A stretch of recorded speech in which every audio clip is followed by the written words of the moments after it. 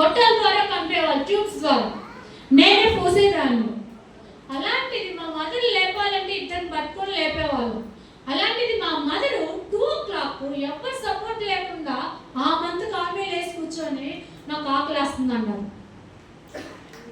అనేటప్పటికి మా నాన్నగారికి ఒకలాంటి షివరింగ్ వచ్చేసి, ఓ యేసు నువ్వెవరో మాకు తెలీదు, నా భార్య ఆకలేస్తుంది అంటుంది.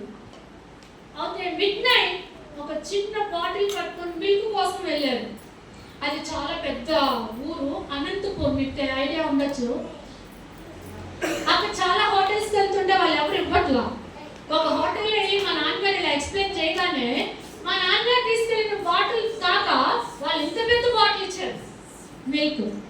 అప్పటి నుంచి మా ఇంట్లో క్రిస్టియానిటీ వాతావరణం స్టార్ట్ అయింది.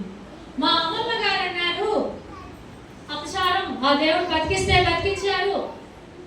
మేము 4 ఆడపిల్లలు, ఒక బ్రదర్, మేము టోటల్ 5 మంది. అదే పిల్లలు పెళ్ళిళ్ళు అవ్వాలి, అప్పుడు చూసుకుందాంలే అన్నారు. మా నాన్నగారు ఒకే మాట అన్నారు, ఆ దేవుడు బతికించారు.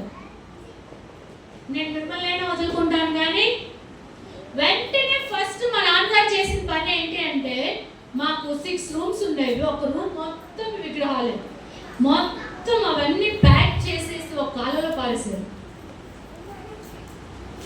నా దగ్గరికి వచ్చేటప్పటికి మా అమ్మగారు హీల్ అయ్యాక ఎగ్ తినమన్నారు.